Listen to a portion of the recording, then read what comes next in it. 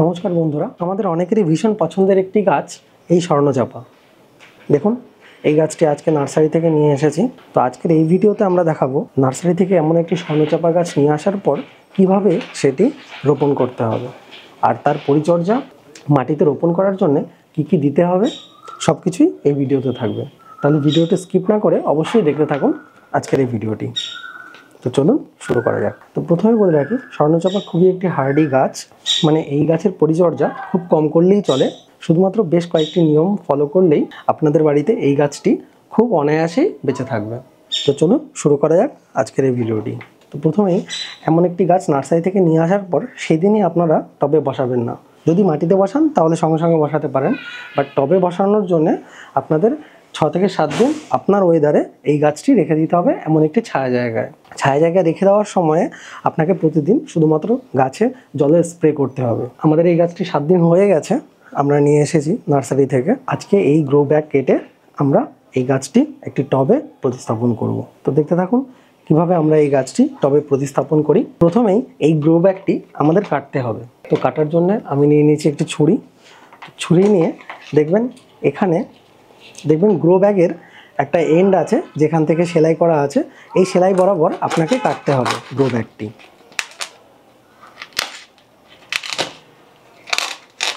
এরকম আস্তে আস্তে কেটে দেবেন গ্রো ব্যাগটি। দেখুন,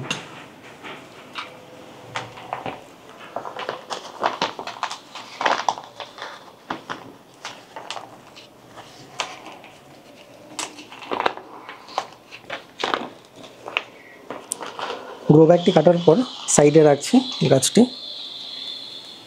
এবার এই গাছটি যে টবে প্রতিস্থাপন করব আমরা, সেটা হলো এই ফাইবারের টবটি। এই ফাইবারের টবটিতে মোটামুটি 12 ইঞ্চির টব আছে। এই টবেই আমরা এই গাছটি আজকে প্রতিস্থাপন করব। আপনারা চাইলে মাটির টবও নিতে পারেন। আমি ফাইবারের টব প্রেফার করি ছাদ বাগানের জন্য, তো সেজন্য আমি একটি ফাইবারের টব নিয়েছি। তো এই টব মোটামুটি 12 ইঞ্চি হাইট আছে। তো এই টবেই আমরা আজকে এই গাছটি প্রতিস্থাপন করব। তো দেখতে থাকুন। প্রথমে আমাদের মাটি তৈরি করে নিতে হবে, আর এই মাটি তৈরি করার জন্য আমরা আজকে নিয়ে নেব 2 ভাগ গার্ডেন সয়েল, মানে বাগানের মাটি।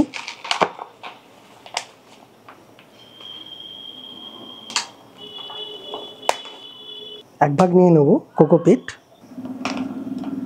আর 1 ভাগ পারলাইট। কোকোপিট সাধারণত মাটির আর্দ্রতা ধরে রাখে।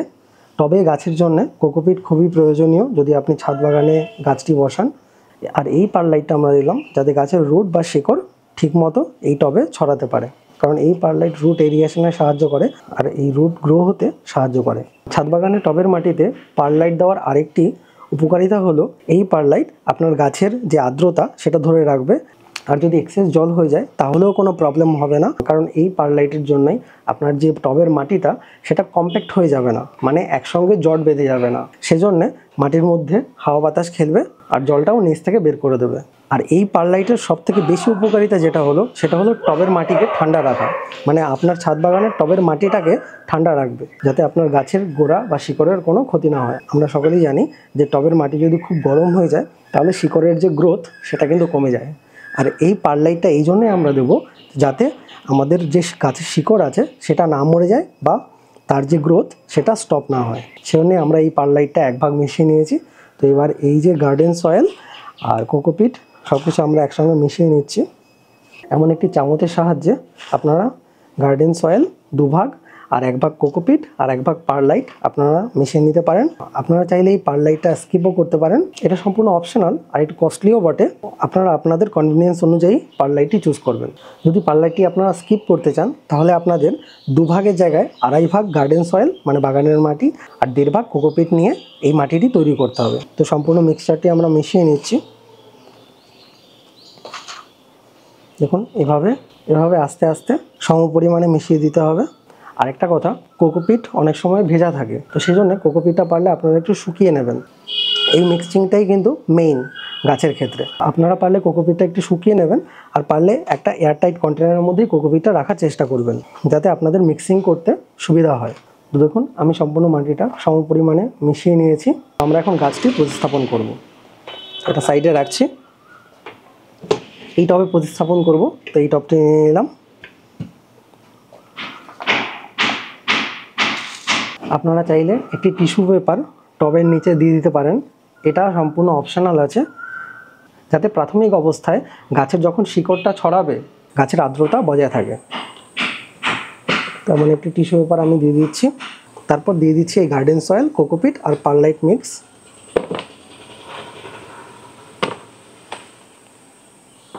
এরকম মোটামুটি 4-5 চামচ দেওয়ার পর তারপর আমি গাছটিকে এবার প্রতিস্থাপন করব। পুরো গ্রো ব্যাগ থেকে এবার গাছটিকে বের করে নিচ্ছি। আর যখন আপনারা কিনবেন স্বর্ণচাপা গাছ, তখন গ্রাফটেড গাছই কিনবেন, কারণ স্বর্ণচাপার যদি গ্রাফটেড না হয় তাহলে ফুল আসতে অনেকদিন টাইম লেগে যায়। আর গ্রাফটেড গাছে সবসময় আপনারা ফুল পাবেন, মানে এই ছোটো অবস্থাতেই পুরো ফুলে ভর্তি হয়ে থাকবে, আপনাদের বাগানে সারা বছর এই স্বর্ণচাপা ফুল দেবে।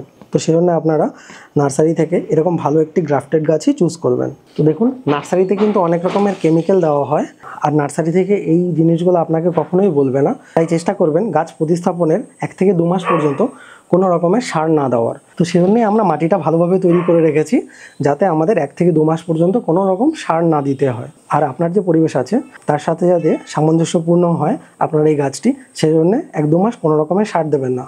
তো দেখুন, এই গ্রো ব্যাগ থেকে যখন বের করবেন তখন প্রথম দেখবেন যে রুটের গ্রোথ কীরকম আছে। যদি রুট বাউন্ড হয়ে যায়, মানে এখানে যদি অনেকগুলো রুট চলে আসে, তাহলে চেষ্টা করবেন ওই রুটগুলোকে একটু ট্রিম করে দেওয়ার। আর যদি রুটের গ্রোথ যদি খুব বেশি না থাকে, তাহলে ট্রিম করার কোনো দরকার নেই। জাস্ট আপনি এখান থেকে একটু মাটি ট্রিম করে দিতে পারেন আপনার টবের সাইজ অনুযায়ী, বাট কোনো রুট যেন না কাটা হয়। দেখুন, এই গাছটিরও কিন্তু অতটা রুট বাউন্ড হয়নি, সেজন্য আমরা পুরোপুরি ট্রিম করছি না। জাস্ট আমাদের টবের সাইজ অনুযায়ী প্রতিস্থাপন করার জন্যে মাটিটা ঝরিয়ে নিচ্ছি। তো আপনারাও কিন্তু এরকমভাবে মাটিটা একটু ঝরিয়ে নেবেন।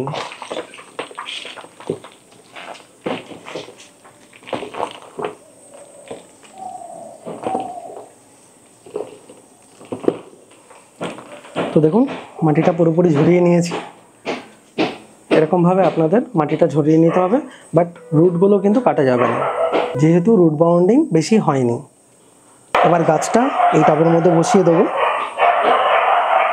মোটামুটি চেষ্টা করবেন টব থেকে 1-1.5 ইঞ্চি মতো আপনার যাতে ডিপে গাছটা থাকে। তো আমার মোটামুটি এরকম একটা ডিপে গাছটা আছে 1.5 ইঞ্চি মতো। তারপর আমরা বাকি যে মিক্সচারটা আছে সেই মিক্সচারটা এখানে দিয়ে দেবো।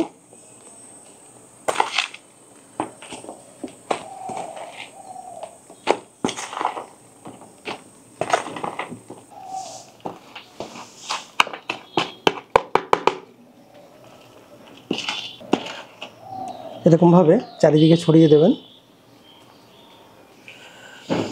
আমাদের গাছটি প্রতিস্থাপন হয়ে গেছে।